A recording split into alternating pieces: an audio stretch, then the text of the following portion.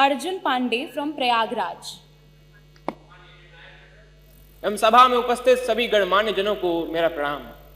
जिस विधानसभा को आचार्य नरेंद्र देव, पंडित गोविंद वल्लभ पंत और चौधरी चरण सिंह जैसे नायकों ने सुशोभित किया, उस देश की सबसे बड़ी विधानसभा को मेरा सादर प्रणाम। मेरा नाम अर्जुन है, कक्षा 12वीं का छात्र हूँ। संविधान के 75 वर्षों की यात्रा पर बोलने हेतु तीर्थों के तीर्थराज प्रयाग से आपके समक्ष उपस्थित हूँ। यूनिवर्सिटी ऑफ शिकागो के प्रोफेसर टॉम गिन्सबर्ग ने 1789 के बाद लिखे गए 190 संविधानों का अध्ययन किया और पाया कि इन संविधानों का औसत जीवन मात्र 17 वर्ष है। परंतु भारत का संविधान भारत के उत्कृष्ट मानवीय उपादानों का प्रतिनिधित्व करते हुए 75 वर्षों बाद भी आज दृढ़ता के साथ विद्यमान है।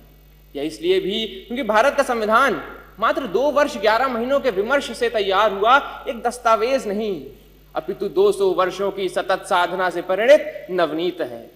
ये यात्रा एक राष्ट्र के रूप में हमारी आत्मा का, हमारी सामूहिकता का उत्सव है। प्रसिद्ध जर्मन दार्शनिक इमैनुअल कांट ने अपनी पुस्तक क्रिटिक ऑफ प्रैक्टिकल रीजन में लिखा था कि constitution to be just must achieve the highest level of possible freedom for human individuals. Kant किसी वैचारिकता को अपनी समस्त समग्रता में समेटने का काम संविधान ने किया और एक समावेशी लोकतंत्र संजोया। भारत का संविधान सिर्फ इसलिए बड़ा नहीं है क्योंकि इसमें 1.5 लाख शब्द हैं, अपितु इसलिए भी क्योंकि इसके पृष्ठों से महात्मा गांधी के हिंद स्वराज, भगत सिंह के क्रांति, अंबेडकर के सामाजिक न्याय और नेताजी बोस के संप्रभु और सशक्त भारत की आकांक्षाएं भी परिलक्षित होती हैं। संविधान की यात्रा सरल नहीं रही है। अगर इसने 24 अप्रैल 1973 को केशवानंद भारती निर्णय के रूप में रक्षा का प्रयास देखा तो 1975 में आपातकाल के रूप में प्रहार भी देखा। संविधान हमारा वह दर्पण है जिसमें हम अपने अतीत को देखते हैं, वर्तमान को समझते हैं और भविष्य को गढ़ते हैं। हमें यह भी समझना होगा कि संविधान साधन है, साध्य नहीं। हाँ, वो हमें जमीन तैयार करके तो दे सकता है, परंतु उस पर फसल बोने का काम हमारे ही जिम्मे है।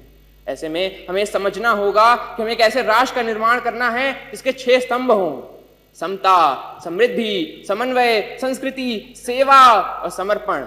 एक ऐसा भारत जहां हर व्यक्ति कह सके मैं भारत हूं और भारत मुझ में। जहां विश्व में तमाम जगह संवैधानिक मूल्यों के लिए, मताधिकार के लिए आंदोलन देखे गए, वहीं भारत में सहजता से प्राप्त मताधिकार एवं मौलिक अधिकारों ने शक्ति का संचार किया। हमारा ये कर्तव्य है कि हम एक ऐसे राष्ट्र का निर्माण करें जिसमें हर हाथ को अवसर मिले, हर सपने को ऊंचाई मिले और उसे पूरे करने का नैतिक साहस मिले। अंत में इतना ही कि हमने तहरीर की है कागजों पर सदियों की बातें, हमने तहरीर की है कागजों पर सदियों की बातें, संविधान यूं ही नहीं हर लफ्ज में एक कौम की सांसें। धन्यवाद। प्रभातखबर.com, विश्वास वही, रफ्तार नहीं।